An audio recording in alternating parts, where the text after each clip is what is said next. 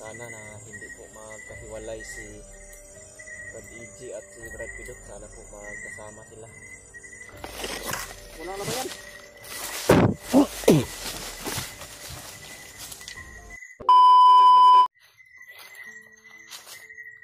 So, yun po mga tol. Magandang gabi po sa inyong lahat dyan. Nakakalungkot po na isipin ngayon mga tol. Ako na lang po na mag-isa dito ngayon. Wala po akong kasama. Dahil nahiwalay po talaga ako sa aking mga kasamahan na sila Brad EG at si Brad Pidot. Sinubukan ko po kanina mga tol na sundan kung saan kami nagkahiwalay. Ngunit hindi po ako makalapit dahil napakarami po talaga ng kalaban. Nagsidatingan po mga tol. At ngayon po, dito po ako sa lugar na ito. Dito po ako magtutulog ngayong gabi mga tol dahil nakakapagod na po talaga na palaging naglakad ng lakad. Kaya naaling po ako dito para mayroon akong ilaw at yan po yung higaan ko mga tol. Sana po ay hindi po uulan para hindi po ako mabasa dito mga tol. Kalungkot man na pangyayari, hindi po inaasahan na pangyayari na magkahiwalay pala kami ng aking mga kasamahan. Pero hindi po ako titigil mga tol na paghanap sa kanila hanggat makita ko po sila Brad EG at si Brad Pidot, kung sino man yung matagpuan ko. Hindi po ako patuloy po talaga ako mga tol sa paghanap sa kanila at sa kanila ni Kuya Buds.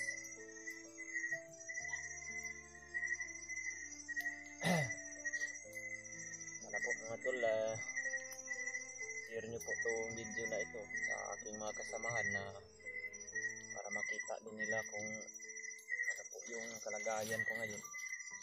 Kakalungkot man na isipin na ako lang mag-isa, ngunit kakayanin ko po ito mga tol dahil hindi po naman talaga na maiwasan na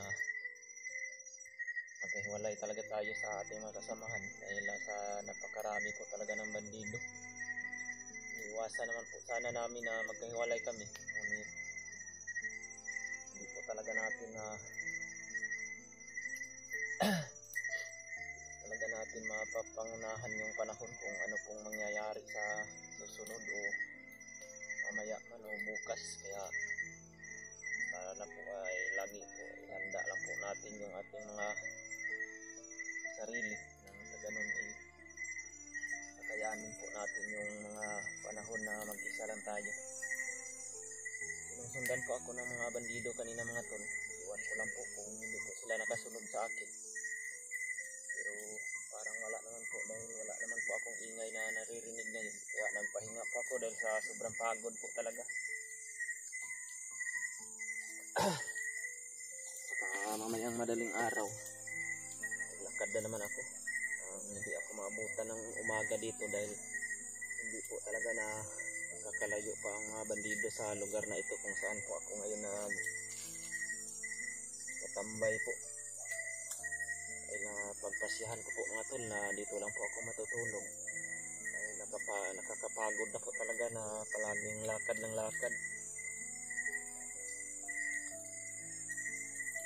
Problema ko lang po ngayon, wala po talaga akong tubig dito. Maghahanap na lang po ako bukas siguro ng maiinom o makakain ko na mga saging o mga papaya man.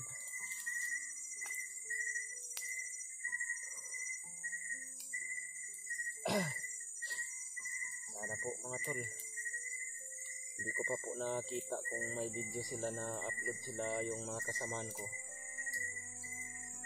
Dalangin ko po sana na hindi po magkahiwalay si Brad EG at si Brad Pidot. Sana po magkasama sila dahil huli ko pong nakita sila nung pagtakbo ko po kanina. Nakita po ng dalawang mata ko na sila po yung nagsama. Iwan ko lang po kung sa unahan noon hindi po sila nagkahiwalay. Ngunit sana po ay wala pong masamang nangyari sa kanila at hindi po sila nagkahiwalay.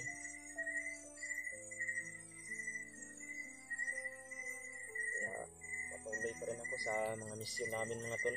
Hanapin ko po talaga yung mag-ina ko at yung mga kasamahan ko po na nandito pa rin sa paligid ng bundok na ito. Iwan ko po kung saan ko po sila matatagpuan na lokasyon, ngunit hindi po ako titigil sa paghahanap po sa kanila hanggang sa magkita po kami o makakita man ako ng mga kasamahan ko. Sana po ipagdasal niyo po ako mga tol na wala pong mangyaring masama sa akin. At sana po hindi po ako mahuli ng mga bandido dahil mag-iingat naman po talaga ako. Dublihin ko na po yung pag-iingat ko na hindi po talaga ako nila mahuhuli. At sisikapin ko po talaga na nakita po ako ng mga kasamahan ko. Sa ganun mayroon po akong kasama dahil napakahirap po talaga kung mag-isa ka lang dito sa bundok mga tol. Wala kang ibang makausap kundi yung sarili mo lang. At minsan yung mga supporter din na mga sumusuporta po sa akin, tumingin po ako sa mga impormasyon na binabahagi po nila sa akin. Sa ganun po matuntun ko din po yung mga kasamahan ko sa pamamagitan po ng pag-share nila ng video sa akin, ng mga video ng kasamahan ko. Malaking tulong na po yun sa akin mga tol. Sana po okay na po yung kalagayan ngayon ni Kuya Bads dahil nakita ko po kanina at may nagsabi po sa akin na mga supporter ko po na may tama daw si Kuya Bads sa kagiliran, ngunit taplis lang naman, ngunit hindi pa rin po yun napakadelikado pa rin po yun mga tol, lalo na baka mailason po yung mga bala ng kalaban. Hirapan po sa pag-recover ang katawan natin.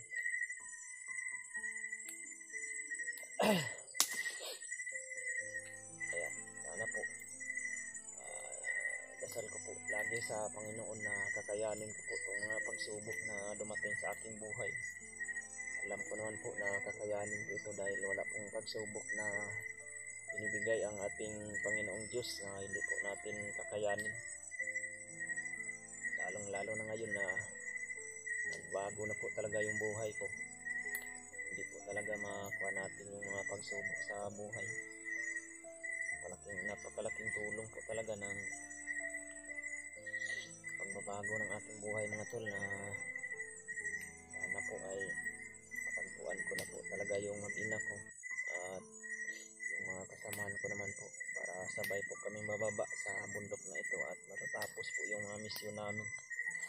At dalangin ko rin po mga tol na wala pong masamang mangyari sa bihag na babae yun, si Adik, dahil nakakaawa po talaga siya mga tol. Sana po ay ligtas siya palagi.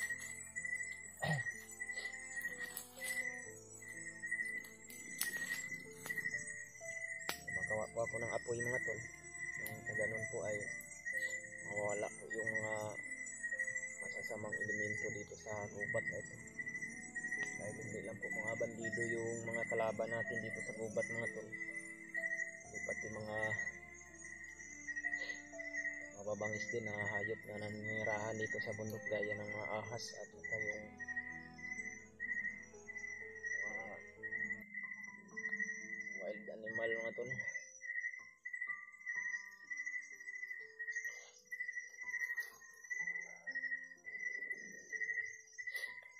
Kung nakakita lang sana ako kanina ng saging sa aking pinagdaanan, pwede ko sana sumba dito o ihaw sana ako ng saging, ngunit wala po akong nakita. Dito lang po ako hihiga ngayon sa duyan mga tol, dahil ito naman po talaga yung inihigaan ko po, yung duyan na gawa lang po sa PC. Sana po ay hindi po uulan dito, dahil pag umulan ito basang-basa po talaga ako. Dahil wala po akong trapal na dala, nasa bag po ni Brad Pidot yung trapal na ginagamit namin sa tuwing umuulan.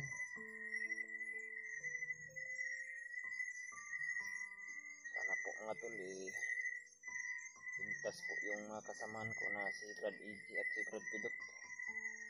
Dalangin ko po talaga na hindi po sila nagkahiwalay. Dahil bago pa lang po namin yun nakita si EG. Kita po namin ni Brad Pidot. At hindi ko na inaasahan. Ako na naman po yung nahiwalay sa kanila ngayon.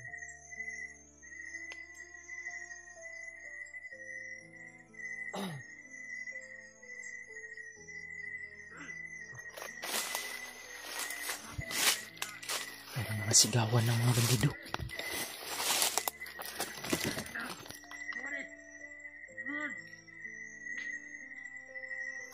Tago ako dito mga tol.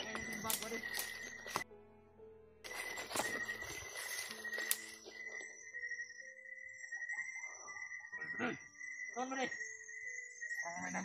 Apoy dito ba dito? Sige pare. Upuin natin itong bag. Baka may laman to. Ano kung may ano dito ba dito? May abi dyan? Baka hindi ko yan kilala ba baka kasamahan natin yun. Tignan yung bag ba dito? Kita mo nila yung bag ko mga tol. Ang laman ba may bigas ba dyan? Ang bigat-bigat talaga ito ba walang laman. Basta.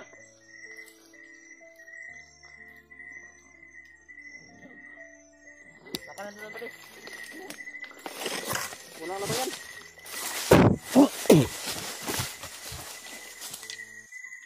Ay mga buanga mo.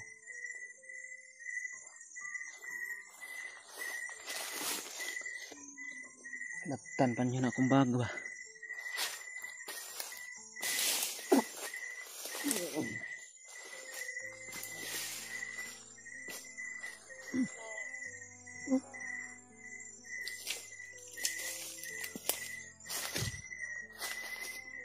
Mga tol, pala alam na dito pala yung dadaan yung mga bandido na sumusunod sa akin kanina. Buti na lang po ay po nila nakita agad yung ilaw ng cellphone ko. Ilipat na lang po ako ng ibang lugar mga tol.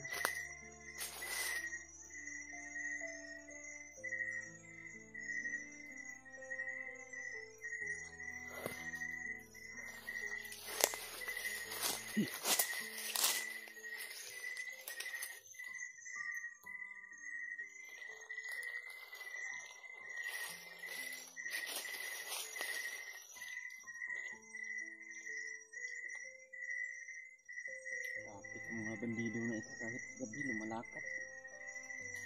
Punta na sila sa kabilang kampo nila.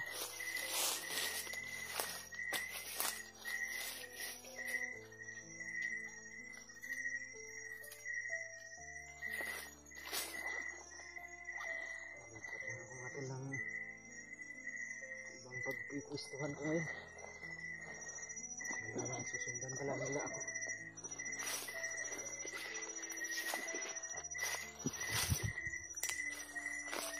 Yung mga bandido na sumunod sa akin mga tol. Pagpatuloy ko ako sa paglalakad. Ngunit gagamitin ko pa rin po itong flashlight ng cellphone ko mga tol.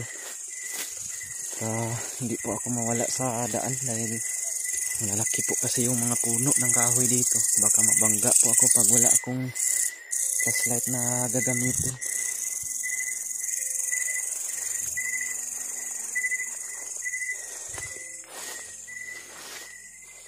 Delikado talaga tong area na nadaanan ko kahit madilim na mayroon pa rin mga bandido na dumadaan. Matutulog na sana ako doon mga tol. Hindi ko rin asahan na kahit ganitong oras pala dumaan sila doon sa pinagpwistuhan ko. Kaya nilipat na lang ako ng ibang pagtutulugan ng mga tol.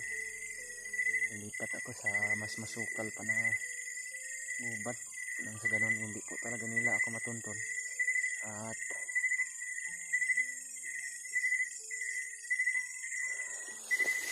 Hanap po ako ng daan dito. Ngunit napakarami talaga ng mga damo dito mga tol. Napakalalim pa ng daan.